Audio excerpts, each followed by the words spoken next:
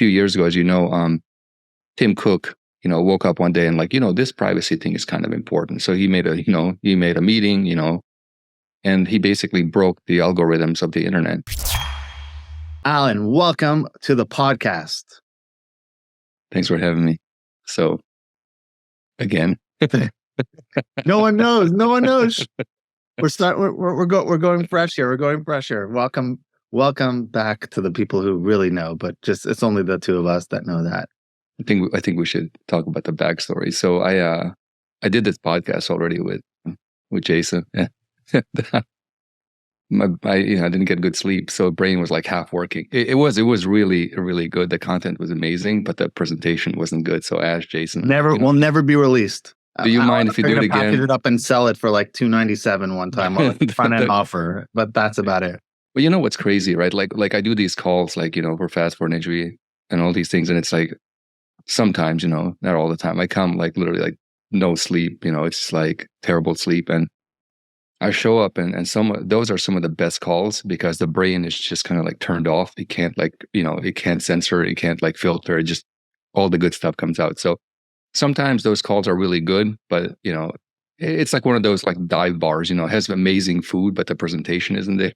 So, I find coaching calls do that to you. Like I could be in like a I don't know, tired mode, but when I get on it, because it's not one of the things you could prepare for. You don't know the question, and every question is a different problem that requires your brain to think in a different way, or use part of your brain that you have been using that week.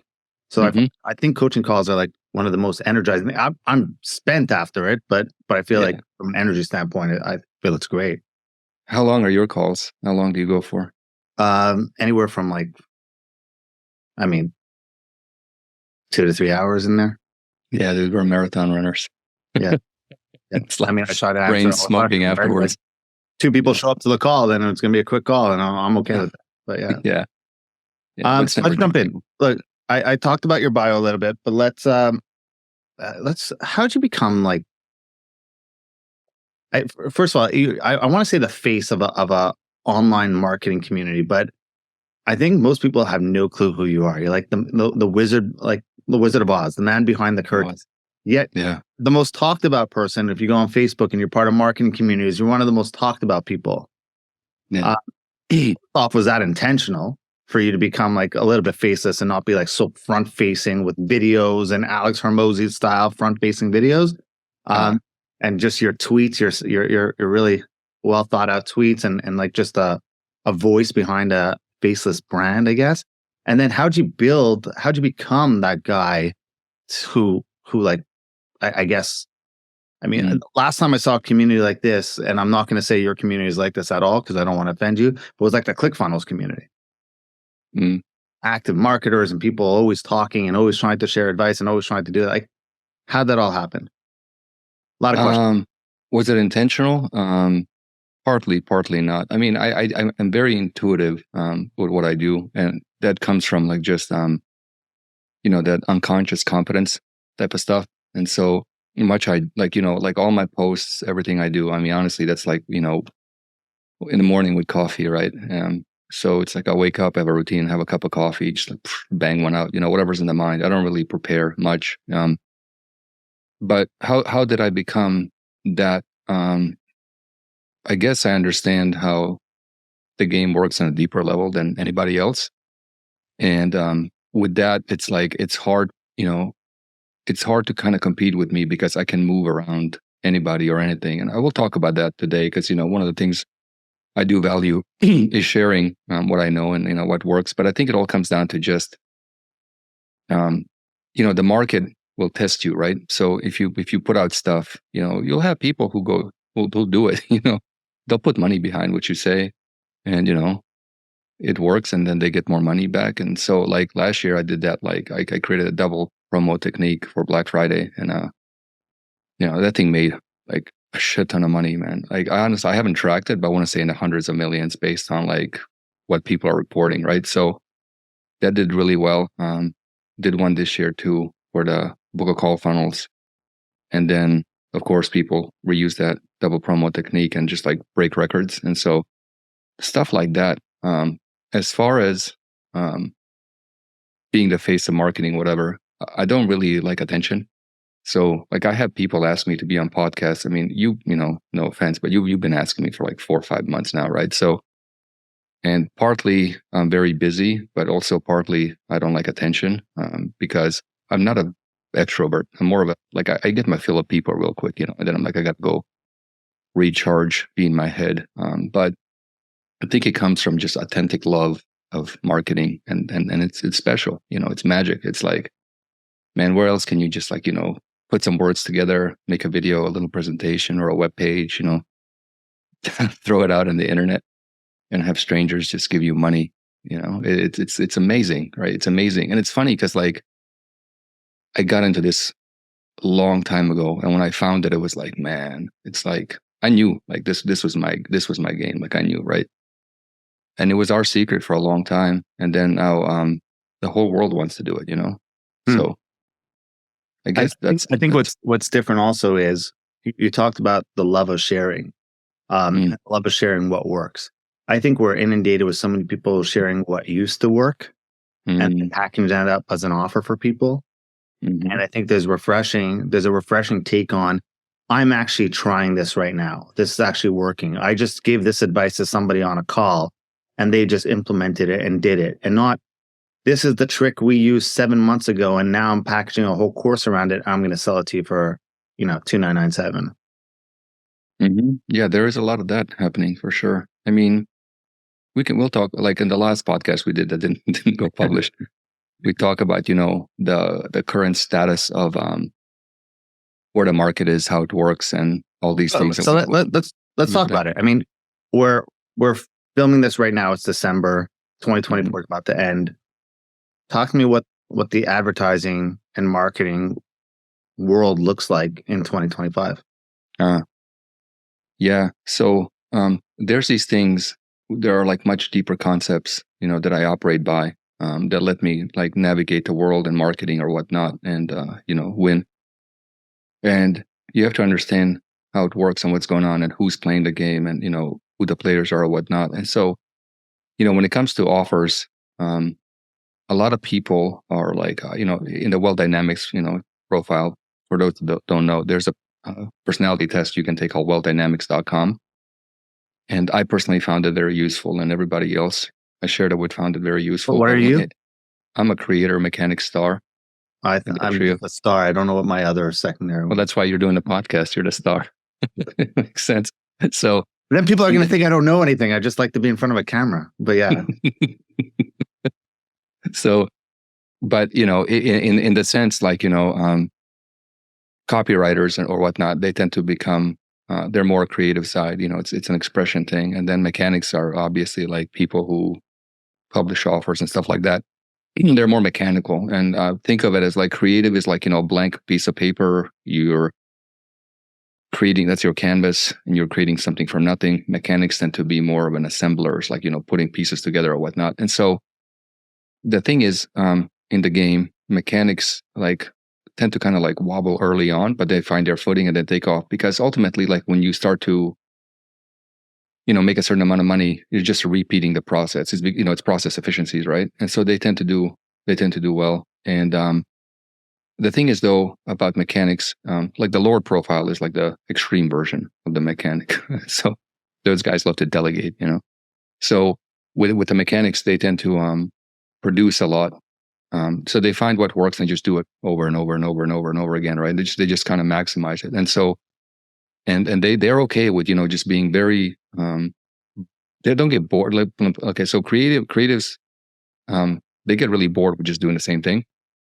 But mechanics don't. They just kind of like get up, do the same thing, and they get on with their day. And so, when it comes to business, a lot of stuff is process efficiencies, and so you have to get really good at doing the same thing every day, and you have to be okay with it, right? So if you're a creative, mastering that element helps a lot. And so, what happens is when mechanics find they can make money, they're very pragmatic about it, right? So they just do the same thing over and over and over again. And to them, and there's their solution to every problem is one of mathematical nature, And what I mean by mathematical nature is that it's like, if if something works, do more of it. And then if that works, do more of it. And if that works, do more of it. And if it doesn't work, then do more of it. And if it stops working, do more of it. And if it works less, just do more of it. That's the same thing over and over again, right?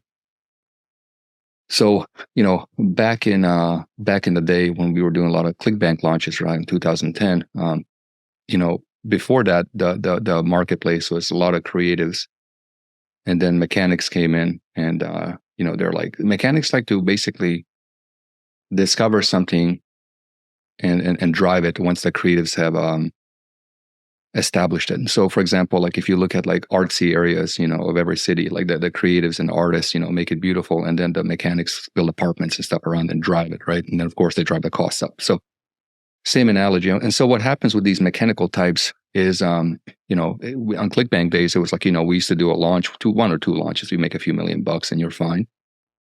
And then they would do it too. And they were like, well, what if we did like twice the launches? And it was like, okay. So instead of doing like a launch every 6 months, twice a year, they would do one every 3 months. And then it was like other mechanics were like, I'm going to go do that too. Then it was like every 2 months, then every month. And now like, that scene is pretty much gone, but it still lives on in like, Warrior Plus or JV Zoo. And so if you go into those ecosystems, you'll see like launches happening literally every day, like 3 to 5 launches every day, right? And so the same thing happens with a lot of these guys out there. For example, they find content works, right? So they just put out like shit ton of content, right? So, like videos, like, so they're like, okay, shorts, on TikTok and YouTube work. Let me just go pump them out. And then they'll build these little teams around them, to like, somebody will script them, somebody will, produce them, somebody will put the pretty pictures and, on them or whatever. And somebody will upload them, and they create this like machine, and it just pumps, right? And so what's happening now in marketing in 2025 is that these mechanics are basically pushing forward, insanely, like insane amounts of whatever they're doing in every type of category, right? So with the content mechanics, you notice how certain people will just come out and like create 1,000,000 pieces of content. You can't, you go on TikTok, they're there. You go on YouTube, they're there. You go on Twitter or X, they're there. You go on Facebook, they're there. They're just everywhere, right? It's omnipresence. And what happens is other mechanics see these guys doing it, and they're like, oh, well, I guess that's what works. Because mechanics tend to copy each other, right? So we're going to go do it too. And so then they go and do the same thing, and then do the same thing, and do the same thing. And so this is, everywhere. Like, e-com, they'll do it in e-com. They'll do it, every single launch model in the industry has failed because of this, historically speaking, because the launch model is like, you get people to promote your product to their list, and then like the list has only so many buyers, and you just drain the list and it doesn't work. So these mechanics push. And ultimately what happens is they create a mathematical, it's a mathematical problem. And so the only solution, they think that it's, one of more stuff. And then same thing, like you'll see these guys, it's funny, right? On TikTok and YouTube, like they literally like will fake that Joe Rogan said, with the red drapes, seen that? Like they just looks, and they're talking to, they look like they're interviewed by Joe, but they're not. Yeah. So there's that. And there's these guys just popping out. They're just kind of like, who is this person? Why is he like just everywhere? I have no idea who this guy is, what he did. The fuck? He's here for, he's just there, just shows up everywhere. And, one of the first people to really drive this model is Gary Vaynerchuk, right? I mean, so he was like, create a piece of content, slice it, LinkedIn, boom, boom, boom, boom, boom, boom, boom, everywhere, right? And you're your own media company. So you're not, yeah. Yeah. Well, that's the model, right? That's the model of like every business media company. Yeah. So what happens is these guys that push the model, right? And so they have the mathematical thing. And so most people looking outside in, they want to compete with them. They're like, well, shit, I got to go do as much as they do, right? But they don't realize that these guys are burning the audience, right? So one of the things you look for is like, you can look at the number of followers people have, and then you look at the engagement ratios, right? So the engagement ratio for some of these bigger guys is like 0.02%, right? So that means that like 0.02% of the people actually want to like, lift a finger and click like. or like move a mouse, Where like, when they it, bought 90% of their followers. yeah, there is that too for sure. But they still get good views, right? So the bots don't lie. The bots can't. I mean, you can, but it's harder to fake views consistently than it is just to buy followers. So some of them get views, but the engagement ratio is very low, right? And so what happens with these mechanics is that ultimately, in marketing, differentiation is like, the heart of the game. You always have to be different, do something different, do something different, do something different.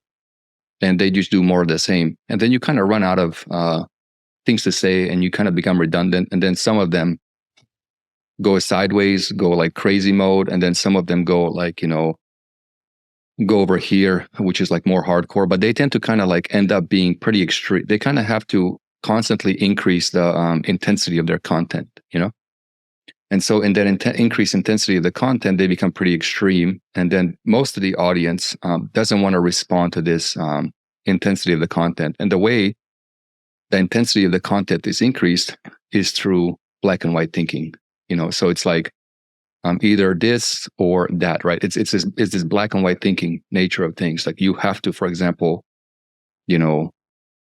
work nonstop to succeed. You have to do this. You have to do this. You have to do this. You have to go make $1 trillion. You have to do this. Like, if you don't have, 17 supercars, then it's like, whatever, right? So this content extreme goes up, right?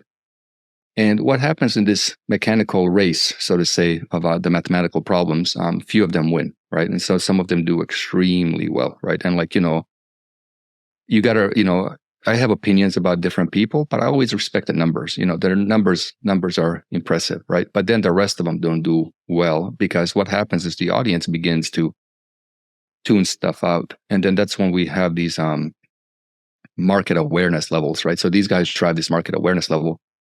And then you have the next step, which is basically something like, one of these like YouTube guys that have like these like, things where they're like, looking, is this a scam? Is this not a scam or whatever? And then they pop up on those channels, and more of those channels now coming up as well. Like some are factual, a lot of them are not factual. They're just, saying stuff. And so that's what happens, right? And so in 2024, which made it really difficult to match, to retain recency, right? So when you can't retain recency, if somebody's like a buyer now, right? Like getting them, they're not going to have the same mind state like a week or two later, right? And so the recency got screwed up. And so obviously like marketing, the easy days are gone, right? And so what happens is with Tim changing the algorithms, basically everything changed. And so this went. My question is, but did it really change? Here's my take. My take on it, and I'm curious to hear what you think, is I think we had an easy button for a long time. Mm-hmm. And I think any monkey was running ads, especially during COVID. Let's talk about COVID time, right? Any monkey could have run ads and got like a 5x return. Like it wasn't hard. Mm-hmm. Right? You saw people selling masks, like drop shipping masks and making millions of dollars. Mm-hmm. I think the people who understood, I have an agency and we do media buying. I never thought I was the most talented media buyer in terms of strategy, manual bidding, this and this. I think my edge was I always understood marketing as a whole. I think if you showed the greats, the David Ogilvies, the Schwartzes, the Hopkins, you show them what's powerful today, and then listen to what people are actually complaining about how like the problems with the platform. Oh, you can't retarget people who are on my, they would laugh. Mm-hmm. They would laugh, and they would still be probably the richest people on the planet. Yeah, one can argue that it's also a different time. Like it's a different time. Like it was a different time, but they understood how marketing principles and psychology, and how to sell. I think one of the things that made you so great at what you do is there's never oh, by the way, here's what you do. Go on Facebook, increase the bid by 400%, put a cost cap of this, and this. That's none of your posts. No. Sorry, you know how to talk to the people who are ready to, at the different, you want to talk about Schwartz's 5 levels, whatever it is, you want to talk to the people in those levels. Here's what you say. Here's what you do. You're talking to men and women, you have to talk differently. Here's what you do. Mm-hmm. That that transcends algorithm changes. Yes. So, but what happened? Let's get back on this thing because I want to finish this thought as You're well. like, I don't really care. No. I do care. I do care. It ties in. No, it is important. It is. I'll tie it in. I do appreciate you saying that. So with the algorithm changes, it's like a lot of these things basically made it more difficult for these guys to just run ads, whatever. So now they're pushing organic like crazy. Like they're trying to hit everything, right? Because that's what mechanics do. They just hit everything, right? So what happens with mechanics now that we have a mathematical problem, like another more isn't the solution, right? Because ultimately what that is, it's a quantity play, right? It's a quantity play. And, to what you said, it's like going back to the COVID days, whatever, right? Of like, that like so many people. And, I'm really grateful because the market grew, right? Which is fantastic. So everybody wins when the market grows, right? Yep. But ultimately, like if you looked at companies that peaked in those times, it was like, let's just do more, right? So it's a quantity play, right? And so you asked me, what did I do to come out and, just out of nowhere? It's like I've been doing this for over 20 years. So I know how these cycles work and I've seen it. And this is just one cycle of many that takes place. And once you know them all, it's easy to just kind of figure out where you are, right? And so I just focused on quality. That's it, right? And so that's one of the things. It's like, when I do a podcast, it's deep. It's awesome, right? I'm not, you don't see me doing a million shorts, whatever. When I make a post, it's like, like I did a post the other day. It was quite long, about the guide to raising prices. A lot of people using that now. So it's like, it's about the quantity, right? Quantity. And so when it comes down to it, like if you look at anything that grows, right? Be it a human being, a tree, even like a car that moves, there's always an element of consumption in it. Like it has to be consumed, right? So for example, like you consume food you have children, they consume food in order to grow. Your car, you have an electric car, it consumes electricity. If you have gas, it consumes gas to move forward. So anything that moves forward has to consume something, right? And so where in 2025, where we're going is basically it's going to be competing on consumption, meaning how do you get people to consume? It's no longer just like throwing a bunch of shit in front of everybody and just, overloading the audience. And so with differentiation, what I personally do is like, I don't put out much stuff. I'm not really in the public. I don't care for it. Never did. And the only reason I actually even came out and started sharing what I know is because I tried through partners and stuff for years. And it's just, we made a bunch of money, but never really made an impact. And I was like, okay, I want to make an impact. And I couldn't do it through other people. I had to do it. So it's all about the quality. And then ultimately, then with the quality and people consume, and then the more they consume, then you can begin to change them. Because unless somebody consumes whatever you put out, like goes into the mind, and I call it rearranging furniture, like, like changing stuff in the mind, like how they feel, what they see. We can talk about that too. Then you have nothing, right? And so it's akin to like, I don't know if you ever like gone to like one of these touristy towns, right? That has like a ton of billboards and stuff. And it's like you see them, but they're meaningless. And that's where internet is right now. There's so much stuff, but it's meaningless. So there's this most people who are unaware, they look at the game and go, holy shit, for me to compete, I have to go put out this, I got to put out 50, 1,000 things. No, you don't have to, right?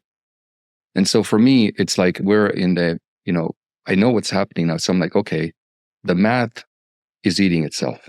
So the solution to a mathematical problem is never a mathematical answer. It's one of psychological answer. And of course, we can, my philosophy is to compete on economics. And so it's a lot of the stuff to getting people to consume, deeply consume, and then changing what goes on in the mind, right? And so if you look at, like you said, if you look at ads, all these things, they're just vehicles for us to get, like all an ad is really just, a vehicle to get in front of somebody so they can consume something and get in the mind. And then really the magic of the game comes in. Okay, how do you get people to consume stuff? And that's what I'm the best in the world at. Yeah. So that's what I was just going to ask, because the way you just described it seems like, and I'm not saying there's anything wrong with it, seems like this long tail approach, right? Mm-hmm. But most entrepreneurs, right or wrong, live in this direct response, need an answer now. Hyros is tracking. Where's my where's my conversion? Where's my sale? Where's when it comes to changing the mind of a buyer and changing belief systems and kind of like infecting the mind, that's a long tail approach that a lot of maybe entrepreneurs don't have the stomach to wait it out, the skills to wait it out, the money to wait it out. I mean, it's not. It depends on. So how do you do it? Let's get tactical for a second. Like you're the best in the world at it. How do people listening start implementing? Sure. I mean, I can't get into all of it. Obviously, it'd be like a 40-day podcast. So there's ways you can do it that are very fast. There are ways you can do it that are very slow, but you can change beliefs instantly.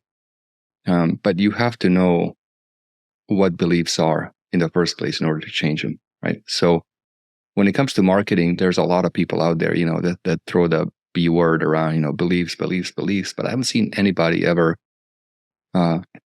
really understand what they are, And so when it comes to the human brain, there's really 4 motivating traits that we have, and this is one of my cornerstones of what I teach and share in Fast Forward and HB Plus.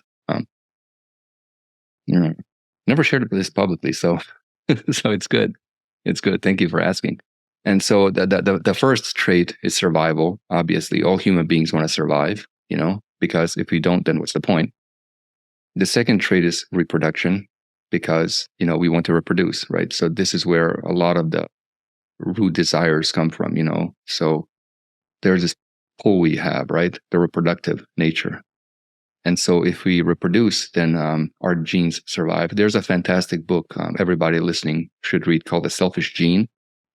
It's very good. And then the next level is safety and security. And then you have status. And so that's where the 2 genders, diverge. And so women respond to safety and security.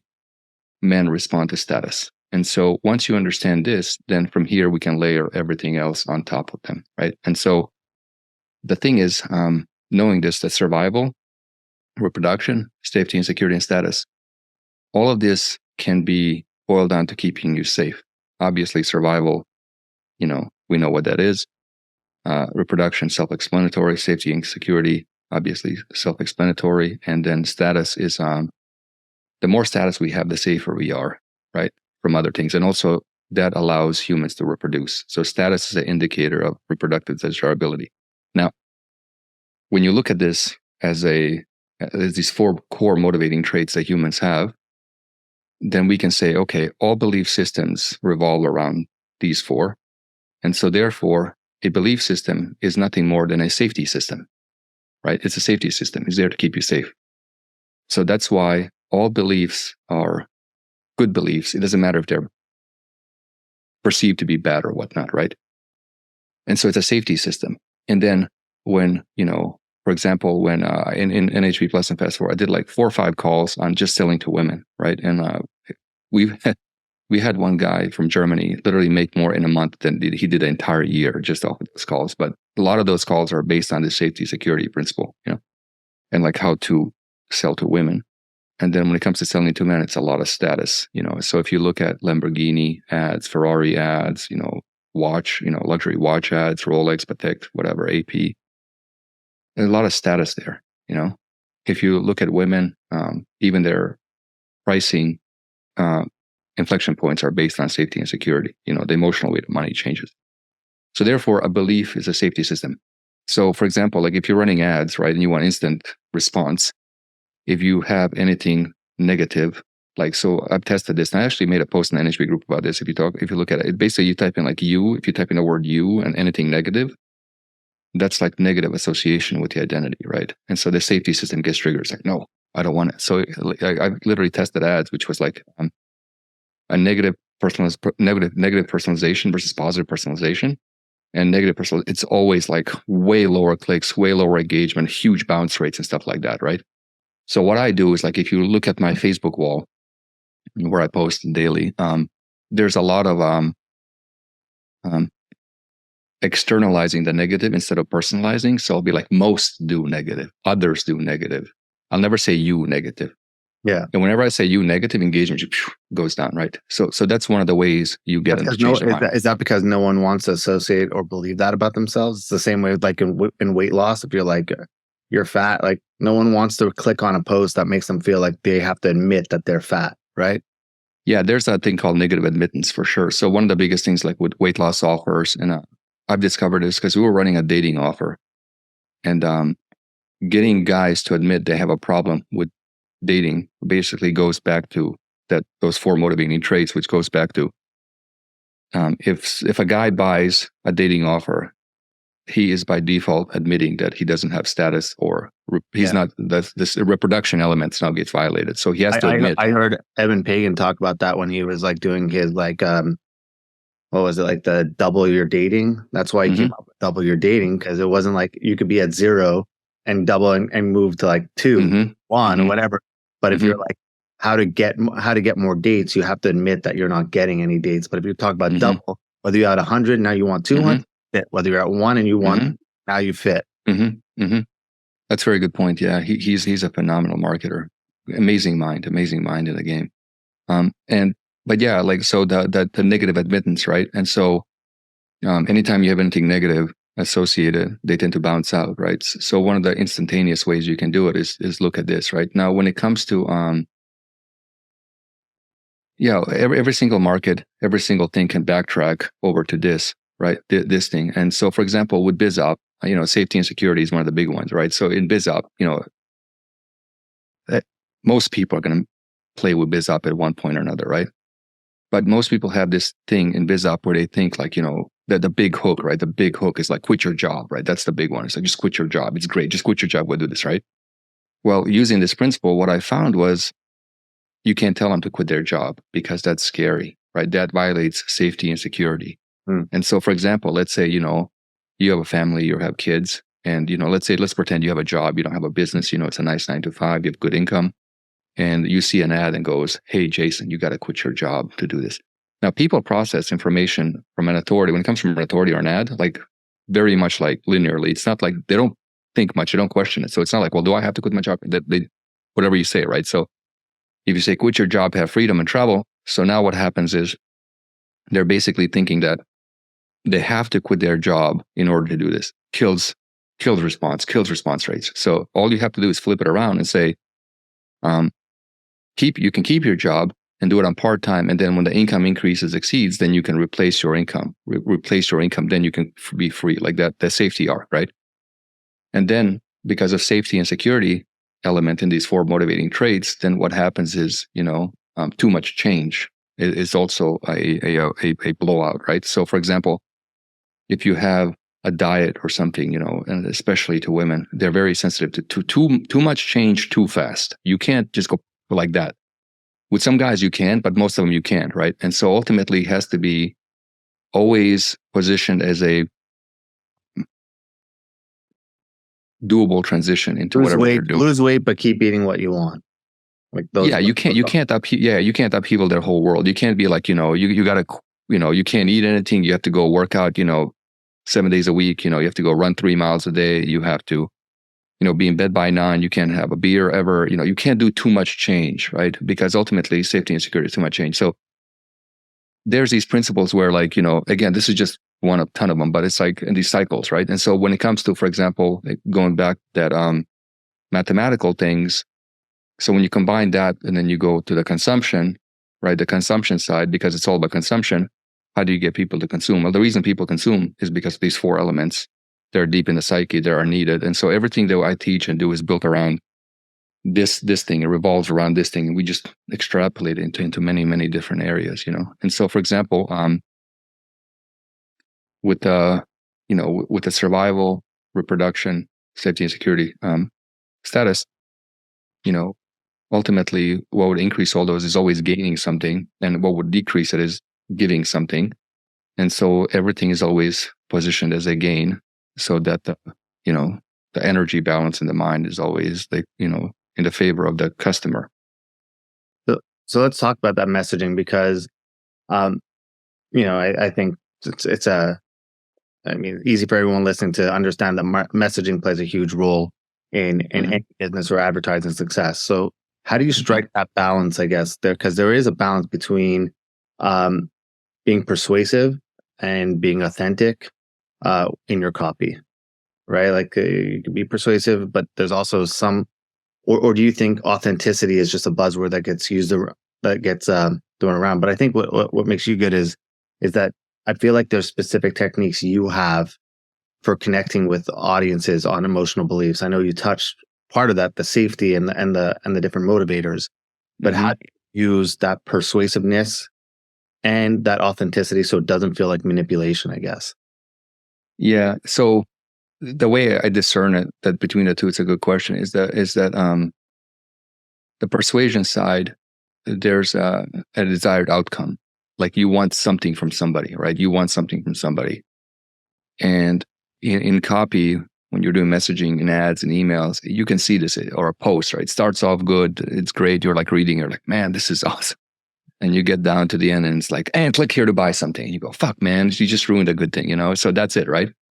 Authenticity is just doing it and not wanting something back. It's like you're putting it to the world. So if you look at what I do, it's never, none of my posts. I've never sold anything to my email list. There's never me ever asking Yeah, but anybody to buy. you sprinkle it in, right? Like when you talk about NHB Yeah. and fast forward, you're not Yes. just talking about it. Like you're kind of like let's be honest, right? You're a marketer Well, and you talk about it, and what that does is when you're reading it and you're like, well, I just taught this person in NHB and he just did it mhm. and made $40 million. Well, guess what? The next thing someone's going to do is they're going to go check out NHB. So Except you can't find it because it's like, again, there's no, like, I don't have any public, fair. ways to join. You don't have a link, but you also There's have a no, that will throw out anything you have. Like if someone asks, how do I get NHB? There's 70 people that will I respond. never do. Well, yes, but that's the thing though. It's like, I'm not writing anything with the intent of like, No, I but don't care if they buy or not. I'm not trying to pick on you here, but like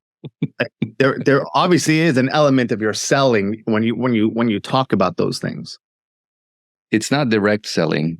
I call it pull marketing, right? There's a difference between push and pull marketing. Push marketing is, they get down the thing and, you throw them on the mats, you're trying to wrestle with them, what is it worth that, that type of thing. I don't do that. I did that for years.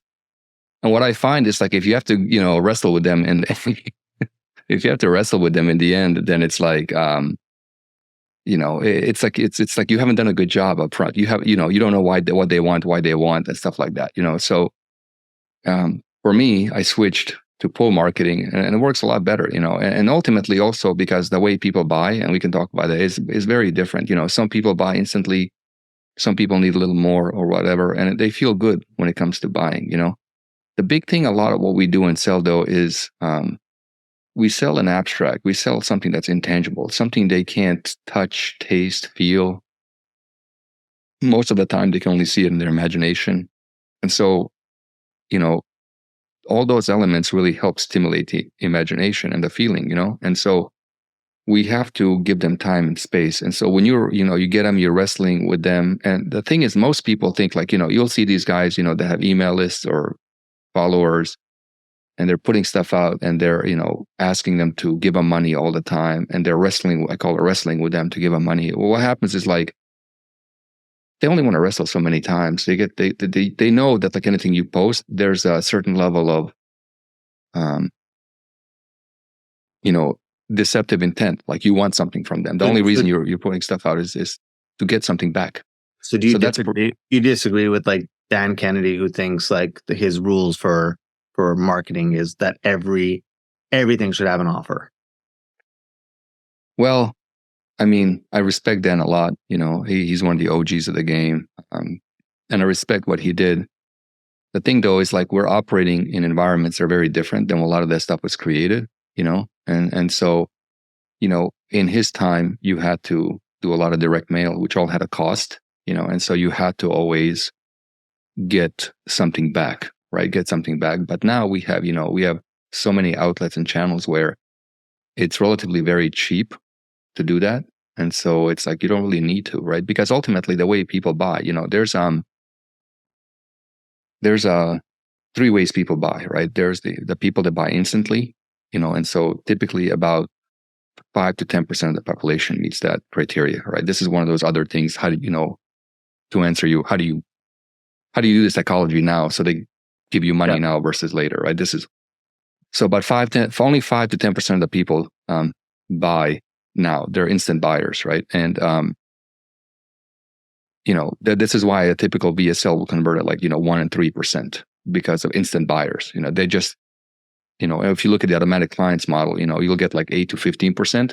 You can push it, but then that's also algorithm targeting or whatever. So, but 5 to 10% are instant buyers, right?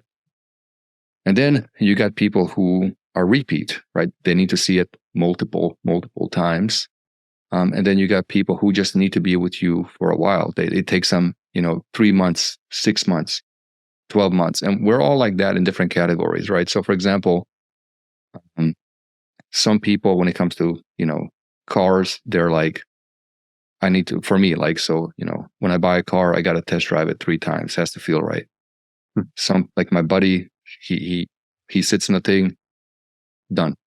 He didn't have to see it, And so, but what happens in direct response, we treat everybody as if they're an instant buyer, And so if somebody needs, multiple times, like say, for example, he needs to see something 3 to 10 times, they need different perspectives. They don't really quite see it. They can't experience it. And so they need that experience. And so what happens, most of these guys, they're like, well, let's just wrestle with them and beat them up in the email or whatever, because they should be buying instantly, right? And that turns them off real quickly because you're not respecting their psyche and what it needs, what their minds need. It goes back to the 4 things. You're violating, they don't feel safe making quick decisions, right? So you're violating that, the thought. And then the people, they need duration. The duration people are mostly trust people, right? So they need to trust you. And so how do you build trust? It's like over time, right? Over time. And they're looking not for, if you're trustworthy, the way they measure trustworthiness is are you going to change? And so, for example, we've all seen people that come and, now they're doing low ticket, now they're doing webinars, they're high ticket, they're doing this, they jump around, right? Or they're selling crypto, now they're selling ChatGPT prompts. Yes. Yeah. So people go, well, how can I trust this person, right? And so those people are very cautious, the time buyers. And so, for example, with like NHB Plus and Pro and Fast Forward, whatever, we have 3 levels now. It's like when people come in, we have people literally we had a guy join Fast Forward today. It was like, boom, boom, sign up quick. And then we have people that, been around for a year and they finally pull the trigger. Then we have people then, been around for a certain amount of time. So, but it's interesting too, as in email marketing, if they don't, this is kind of the essence of email marketing. Then if you have to market to somebody beyond day 30, they don't really know what's important to them, right? That's a whole different thing. But yeah, that's really important how people buy. So retargeting ultimately is the repeat people, and then the duration people, So let's talk about. I mean, I think I think one of the things that I like about how you think and how you do things is you're very big with mental models and simplicity. Mm-hmm. So for the entrepreneurs listening, I think they try to overcomplicate things and make things a little bit too difficult. So how can entrepreneurs, I guess my question to you is, how can entrepreneurs simplify their business without losing effectiveness and better utilize mental models? What do you mean simplify? How simplify what ways? I mean, I think a lot of people, when they put an offer out, they overcomplicate it. They fancy it up, they dress it up, and they don't know how to just simplify certain aspects of their messaging, of their business. And I think one of the ways you do it really well is using that mental model approach and kind of building those mental models out. Yeah. Anything where you have to use a lot of force, you have to question, why are you using force in the first place? And the only reason you're using force in the first place is because something is pushing back against it, And so my mental model is, there's two schools of thought when it comes to marketing, right? One school of thought is somebody comes on a sales page or a VSL or a webinar or whatever, right? Ad, doesn't matter. And the assumption is they don't want it.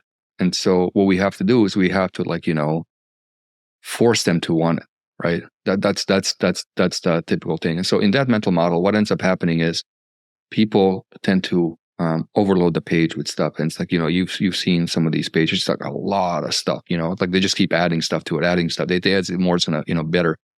My view is opposite. So to me, it's like somebody doesn't show up somewhere if they don't want it. So they want it 100%.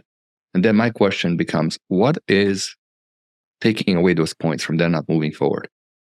What's taken away from the points? Like, what's causing friction? Like, what's not there that's causing them to? So for example, like earlier example, in BizOp, quit your job. That's one thing that causes them not to move forward. Let's take that out, increase the conversion rate.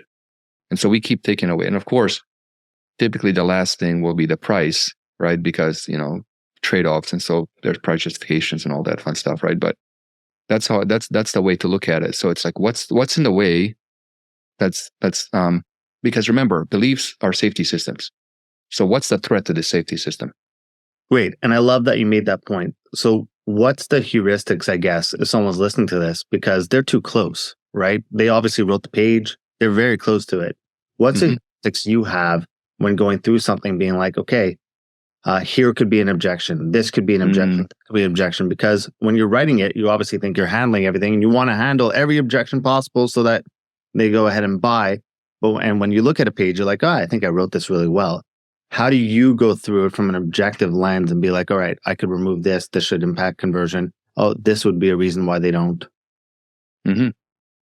Yeah. So all objections in any sales process have causes, right? Something is generating it. They're just not there for any reason. And so we have to figure out what's causing it. And to ask what's causing it, we have to ask ourselves, where are they coming from?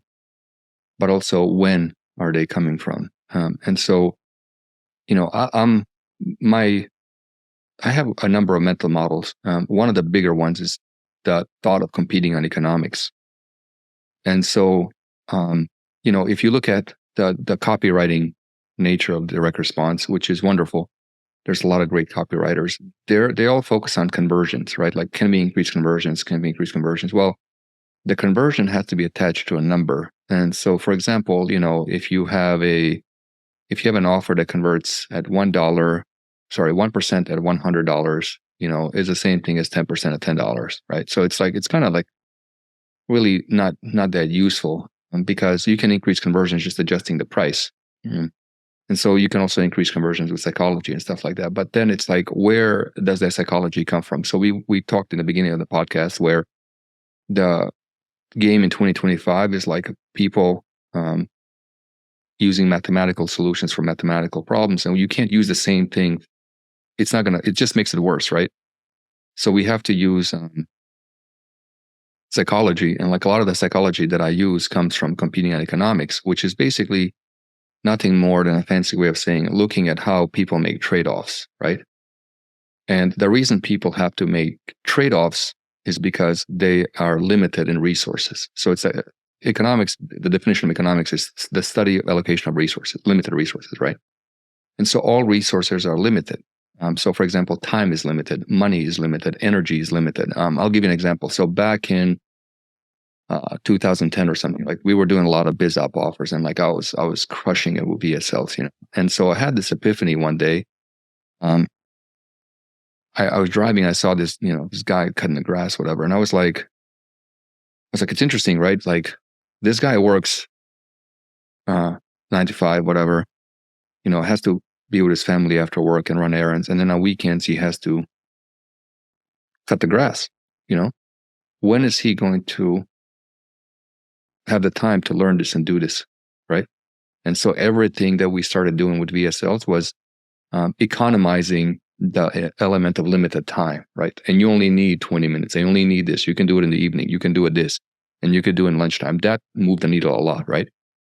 So to look at the objections, we have to look at what are they asked to trade off. So when you look at the VSL, a webinar, TSL, doesn't matter, any market, what are they asked to trade off, right? So how much time do they have to trade off? How much money do they have to trade off? What identity do they have to trade? How will their, and we can talk about this, like how will their identity be different if they go start BizOp, right? So for example, like I know a lot of the BizOp has a bit of you have to legitimize it, right? In order for them to, because they have to tell their family a story. So like if you have one of these things like make money with Amazon, make money with Etsy, whatever, they're superstructures. So obviously that helps. But also what helps is like their comfort in being able to tell their friends and family the story of their doing. So they're like, hey, I am going to sell stuff on Amazon. I'm going to sell stuff on Etsy. And the friends and family go, oh, that's cool. We shop on Amazon, Etsy. That's great. Versus, you go, I'm going to go promote this, affiliate with email drops. And that sounds like a scam. Are you a scammer now? And it's like, so that fights it, right? So goes back to the four core drivers, right? Which is like safety and security, because now you're not, or in reproduction, because if your social tribe, looks at you badly, your ability to reproduce and survive goes down. And so that affects you negatively. So, looking at what they have to trade off is really important, right? So we got the money, time, energy, identity. What do they have to not believe anymore, right? There are some beliefs that are like structural, such as like religion and God and stuff like that you can't really touch. There's also like, certain things like identity, like you shouldn't really mess with, like, unless you know how to change it. No, give up God and make millions of dollars, right? None of those offers. Now, I will say, whoever is listening, like if you're religiously inclined, the Christian market is one of the best markets you can be in, and very underserved. So I always tell people that they should go into that market. It's a very, very good market. Yeah. So we had some offers in that market. Huh? So I can talk about that if you guys want. But it's so many people pump out coaching for Christian businesses. Well, one of the best offers you can do is, like, I'll tell you what we did. And you remember that Gary Halbert coat of arms letter? Remember that? Sounds familiar. So, I have so much respect for Gary, Dan Kennedy, Jay Abraham, all these guys. Like, they're like, I always, like, my mission, right, with NHB and everything we're doing with the platform, everything, is to make sure that they're never forgotten, right? So one of the things I want to do when we do big events is, like, I want to have in the honor of, like, I want to have events like in the honor of, Gary Halbert, in the honor of, like, just really pay respect to these guys. So Gary, I don't know if you guys know the story, but it's like with Gary, he had to go to the Library of Congress, like, because, direct response got forgotten. Like, and I don't know if you know the history of direct response. If you want, I can go into it. But, Johnny Kennedy came down and basically went to this huge agency and said, these guys have been, like, trying to figure out what advertising is. Oh, that's the one where this is in the lobby, right? He did. Yeah. The letter, yeah. Oh, and he basically said salesmanship and print, yeah. So he went there, and then, like, that took off, and then, like, whatever, they crushed it. They did amazingly well and all these things. And then a guy named Rosser Reeves, by the way, like, if you guys, there's a book called Reality in Advertising by Rosser Reeves. He was the guy that made TV ads work. So it's like he was in the 50s, he was the YouTube guy, right? Yeah. So Rosser Reeves, he has a book called Reality in Advertising, and, like, he was the switchover for TV. And then after they switched to TV and radio, like, people really forgot, what direct response is. So Gary had to go to the Library of Congress, get these old books, like the Robert Collier letter book, Claude Hopkins, all these things to bring back the magic. And so, he tried for many years to make it work. And in some cases, that it was like, either you're going to send this mail or the electricity going to be off, right? So he sent the mail. So Gary did a thing. He did this coat of arms letter, and it was basically like a family crest letter, and, like, it just blew up, right? It did well, and I you could be wrong, by the way. You can double check this. And if I'm wrong, I'm wrong. I think that's where Dan Kennedy got it started. He worked for the Halbert Company or something like that in Ohio when that letter, right? So anyway, like, Gary did this letter and it blew up. And, like, I always ask myself, like, the biggest thing when it comes to making money online is, like, how big is the universe? Like how many people can give me money, right? Because the more people can give me money, the more mistakes you can make, and then the more scale you have, right? So, you look at, Gary Halbert, what he did, and he did it by last name. So, for example, if your last name was Smith, it's like I made a Smith coat of arms letter or whatever, right? And everybody has a last name. So what else does everybody have? Well, they have a religion. They have a religion, right? People are religion. So some years ago, what we did was we started running this offer called a free pocket Bible offer, right? Where you can go literally on Dollar Tree and get a pocket Bible for $1 or whatever, right? You can give these things, forever. And so you go, you get a pocket Bible, and then you give them for free. They pay shipping and handling, and it's like, I think the pocket Bible is like $1, and, like, you charge like $3-4 for shipping and handling. So it's essentially was like free plus shipping offer. So it works. Huge conversions. And then you put them into the back end. And so I'm not really religious, by the way. So we built a fantastic offer without, like, it was me and 2 other guys. And, like, I built the offer, ran it. And yeah, we one of the guys had a huge survival business, so he was trying to like bring in a lot of the trinkets and stuff like that. But like really, what was missing from that offer when we did it was you need somebody of faith, like somebody that's really like charismatic, that likes to get on and talk, whatever. And so what you can do is you can just do this free pocket Bible offers and put them out there, and then you can put them into some type of program, whatever, et cetera, and go from there. And what's interesting is that you can do like a free pocket Bible for Christian entrepreneurs. You can do free pocket Bible for Christian moms, and then you can segment based on that level of intent, right? Yeah. And it's a fantastic market, untapped market, great market. And then some years ago too, me and a guy had an office down in Atlanta.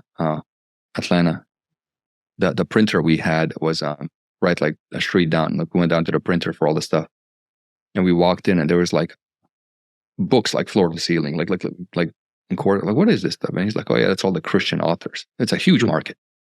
Huge market, yeah. One of our clients sells Christian clothing, and it's fantastic. It's a beautiful market. I love it. I think more people should do it. Like, I'm not religious, but I'm very supportive of religion because I think it does a lot of good in the world, right? Yep. And so, yeah. So that offer converts really well. I will put the nuance is you really have to be. And I've shared this offer with others, and but they weren't particularly like. You really have to be in it for the cause, not just the money. By the way, for it to work, if you're just in it for the money, it's not going to work. You have to be in it for the cause, right? So converts insanely well. You can get a free pocket, and there's like a site called Bibles by the Case that we used to do like cases of Bible. So anyway, but yeah, so back on track here. And so objections, right? Objections come from these like managements of these scarce resources. And so, what are you managing? What identity are you messing with? And then, of course, you look at gender and age, right? And so the way women buy, very different than the way men buy, and the way women process resources is a lot more delicate than men. And then older folks also selling to them is very different than selling to younger folks, and like how the way the brain encodes, the speed of encoding and processing and everything changes as you get older, right? So that's one. And then there was, and then the pricing models too, of course, that's really, that's a big one, because if you look at like, you get the minimum pricing models, and the minimum pricing model is basically like 1% of their monthly income. And the way you can compute that, if you go to Google and you type in average Social Security payment, and then 1% of that will always mirror Netflix price, Spotify price, Amazon Prime price, or whatnot. So I call those infinite recurring models. So if you look at the programs that have the most subscribers in the world, like Spotify, Netflix, whatever, right? Amazon Prime, they all have one thing in common, which is a tremendous value, of course. But you look at the value, but then you look at the price, and the price is always 1%. The average Social Security payment. And that basically lets them cover the entire population, you see? And so the people stay forever in those programs. And so when you look at objections, price being objection, then that's how you do it. So they use that model to remove the objection of price across the board. Oh, that's pretty interesting. That's pretty cool. Never thought of it. Tactical, and we'll start wrapping up. But so when you're writing an offer that resonates, and you're looking at all these things and putting it together, what's the process for kind of identifying and going through the core desires that people have? Like, do you have any tools that you use or any frameworks that you use to kind of uncover the hidden wants or the real wants of people? I do. But I can't talk about it here. So, but I'll tease. So in direct response, it's often said that you can't create desire. You actually can. And so I can create desire in a person through language. And it's pretty powerful. But it's something I've shared in NHB Plus and Fast Forward. It's like, I got to keep those guys, keep those guys the advantage. But when it comes to, I think really understanding people, it's key, like, who they are. And ultimately it's like, if you really start focusing on the concept of competing economics, you can see what people really, what they have to trade off and what prevents them, But as far as desire goes, all desires can go back, there's layers, of course, but they can backtrack to those 4 elements: the survival, reproduction, safety, security, and status. Okay. You're always moving one of those needles. Then I'll ask you this, because you have a popular free group, you have a group where people pay and they stay. You build communities like NHB and Fast Forward that kind of thrive and retain members. Damn, man, I have it. I have a whole thing. I'm actually going to do a call for Fast Forward soon, and I can't share that one. So that's another one. But I do have it. I do have it. Like, there is actually like a very specific process of like deep. Want to tease it here? Let me see if I can. Let me see my notes if I can actually pull anything out that doesn't, because even those guys didn't get that yet. So like that's on a to-do list. Let me. So you can clearly see I'm asking good questions because I'm pulling. You're asking very good questions, tough ones. Yeah. But good ones. Let's see. Yeah, there's like a quadrant. And I can give you half the quadrant. The other half I can't, if that works. But I have this whole process, right? And like, once you understand the process, it becomes very easy. So, for example, like this week I spent, we're launching an NHB platform, obviously, everybody knows that. So it's like, for those that don't know, it's like we basically built a social network, and like YouTube, Twitter, all in one for entrepreneurs, and it's free, right? So it's like a home for marketers. So we spent a good 2 years building it. It's done. And then this week, we have to go get the page done. And there was a certain structure in the page of how we did it, and it follows this model. And there's like 4 aspects, but the 2 aspects of the 4 are basically, do people join for a resource or do people join for the experience, right? And so when it comes to a resource, people come and they're basically like, what resources do you have? They can, it goes back to that whole. So the reason people come in is because they look at the world through that whole, everybody's doing math, whatever. And intuitively, they know that how do you get people to consume content, and not just content, like copy and everything, right?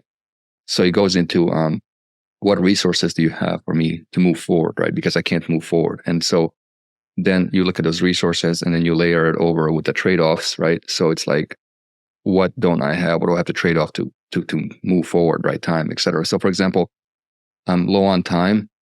What do I need? What resources do you have for me to move forward faster, right? And so in some examples, people will be like AI tools, right? Or whatever, that lets them move forward, right? So that's a resource. And then for the experience is like, how is it going to feel to be part of this, right? And the whole how it feels to be part of it. It's like, who else is there? What's going on, et cetera. So there's a quadrant, and like those are the bottom 2. The top 2 I can't go into because I would get, let the whole cat out the bag, but is the experience. So like one of the things like resource and experience model. And so people look at it, like the reason you have that is because people view each other as resource or experience, right? So if you look at the way humans connect, ultimately you have a community and people connect, right? People connect and they, whatever, in every type of thing. It's ultimately, there's only two ways people connect, okay? And the only 2 ways that people connect is either for a resource or for an experience, right? And so if you look at when 2 people are dating, if you have one person look at the other person as a resource and then the other person looks at them as an experience, you have a mismatch. If they both look at each other as a resource, then you have persuasion, manipulation, the thing we talked about earlier, to take place, because I want this resource. It becomes very transactional, right? And then when it becomes when the people, the way they relate is through an experience, it's like through doing activities together, growing together, going to the same place together, etc. That helps. So like if you, the way I look at, how people relate and connect, there's the other 2, of course, but these 2 are basically like, do people look at each other as resources or do people look at each other as an experience? And so it'll always lean on one or the other, more so. What happens though is like, if you just become a resource, then the relationship is very transactional. Like, I give you this, you give me that. Like, there's this math that's being kept in the mind. When it's a experience, it's a lot more an emotional flow, right? And so typically what'll happen is you get them in with the resource, and then you switch over to the experience, right? Because experience requires a little more customer intimacy. You can't just go up right of it, et cetera. And so if you look at a lot of the ads running in our space, it's a lot of resource-based ads, not experience. Very few experience-based, like challenge funnels. Mm-hmm. That's an experience, right? That's an experience. A lot of template offers, that's a resource. So webinars, experience. Most low ticket offers, resource. You see, and so that's one of the ways you slice through it. All right, let's end with this one. We kind of talked about what 2025 looks like, but what are the trends or shifts that you see happening that will have the biggest impact on businesses in the next? Yeah, that's a good one. Next 5 years. And then I guess how could we prepare for it as well? Absolutely. I actually shared this. I'm not selling it again, by the way. I did share this. I'm sharing again. I did a call earlier in Energy Plus some months ago. I called that the next 5 years because I really, I give those guys like a lot of everything pretty much. It's called nothing held back. So I want them to win. So if you look at evolution of systems, countries, cities, internet, thoughts, everything, right? It all begins pretty much in chaos, right? So if you look at, if you go back to the wild, wild west, right, of America, right? You watch cowboy movies, right? What is it? It's just kind of like, free for all, no law, no order, right? It's just like, you can do whatever you want. People shoot each other, people rob each other, no consequences, whatever, right? And then what happens is like people start working. People realize they have to cooperate and work to collaborate. They have to work together. And if they don't work together, the safety, security, survival, and status gets, especially as survival and reproduction goes. If people don't work together, survival and reproduction and safety and security goes down a lot. So in Wild Wild, they started working together, and they basically formed little towns. And then you have people come in, rob banks, and the sheriffs would get them or whatnot. And then we grew into cities and countries and states, and everything's wonderful, right? Good life. Same thing happens on the internet.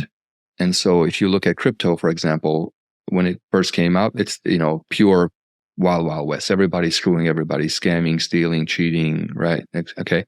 And then you have the exchanges, rules, and then, some exchanges obviously went rogue, etc. So with marketing, the same thing happens. It's like it used to be wild, wild west. And then whenever there's a new thing emerging, there's this, it emerges into just this explosion of chaos. So AI, for example, when it came out a few years ago, whatever, first like year ago. So like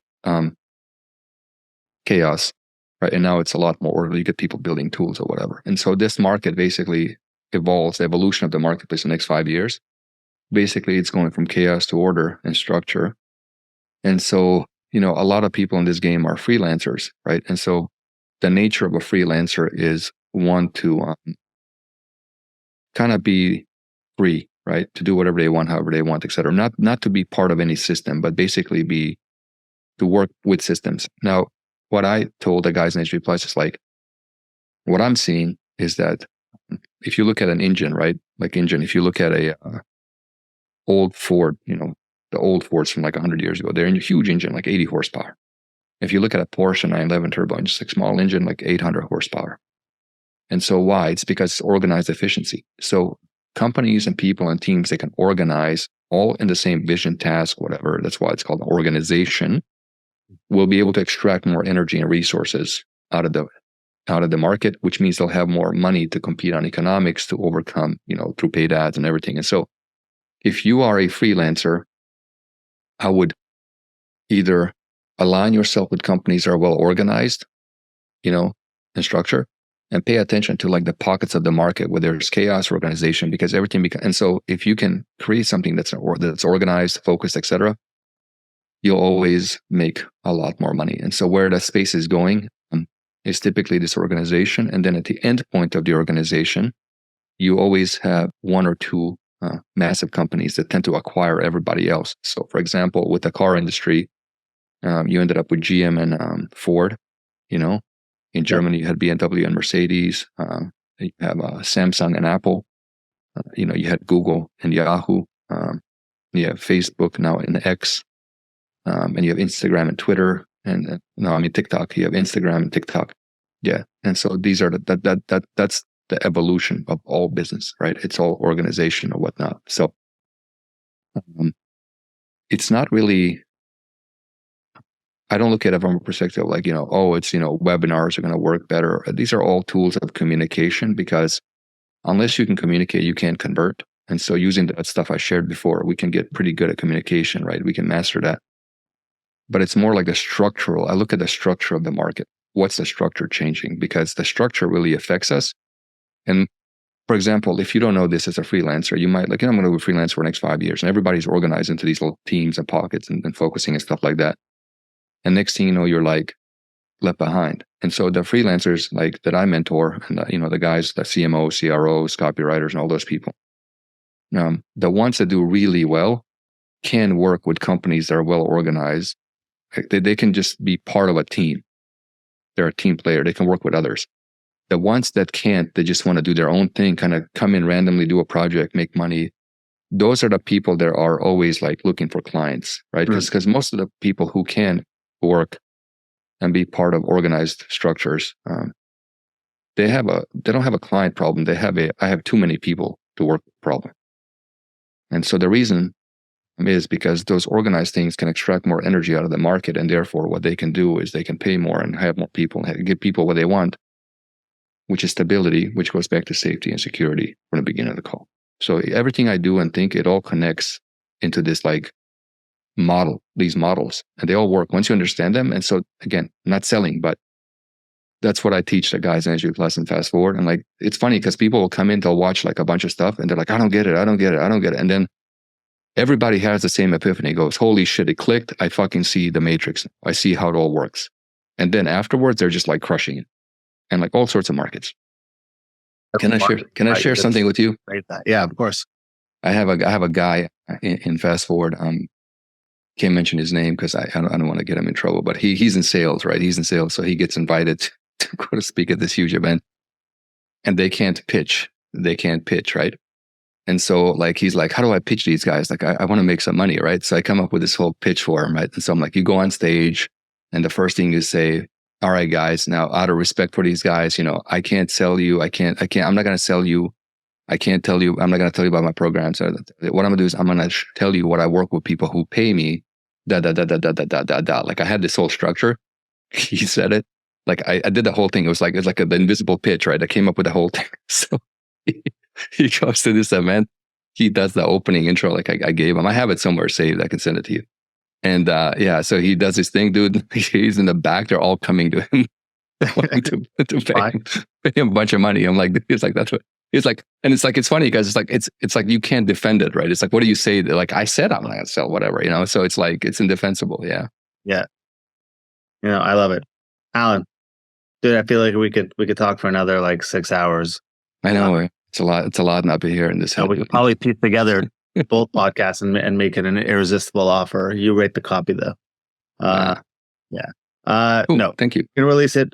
Really appreciate your time. Thank you so much. For the listeners who don't want to buy, and for the ones who want to buy, how can they get in touch with you? That's hard to find, man. So like, just honestly, like again, join the NHB group, the Facebook group, just find the Nothing Held Back group, or go to nothingheldback.com, get on our waiting list for the platform. We're almost done.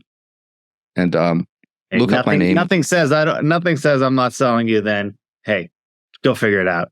No. You want to buy it? You'll figure out. If you want money, you'll figure out how to get me the money. How about that?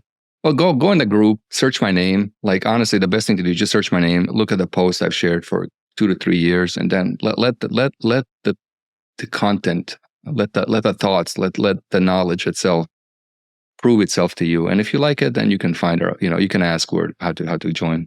Join the party over, and like so. That's what people do, but it's special. It's magical because it's like it's so funny though, because it's like I have this by the way, it's the Google Doc that's the way, like, so we have this like shitty Google Doc like I created, and it's like I haven't updated in like 2 years, honestly. It's just been this like thing. It's like we have like so many like wins and success stories. I'm like, maybe we should put the new ones. And I'm like, fuck it. So it's like, yeah, it's all there. Just go look, explore. Thank you for having me. I really appreciate it, dude. Yeah, we can do another one of these if you like. I enjoyed doing it with you. Yeah, in 7 months. All right. Yeah. Thanks, buddy. It's hard to get started, but once it's going, it's easy. You know, it's the inertia, getting over the inertia. You know. Hey, I'm persistent. I'll tell you that much. And then you made the mistake to your cell phone number, and then that was just even more of a disaster for you. Nah, you're a great guy, man. You're Canadian. All Canadians by default, like good people. It's like you cannot dislike Canadians. It's like impossible. You're universally loved, huh? I said I appreciate it. Thank you, Alen. Hey everyone, thank you so much for watching this video. If you want, check out our most recent video over here. And this one is the one YouTube thinks you'll like. But if you really enjoyed watching, please do me a favor, like and subscribe over here. Thank you so much.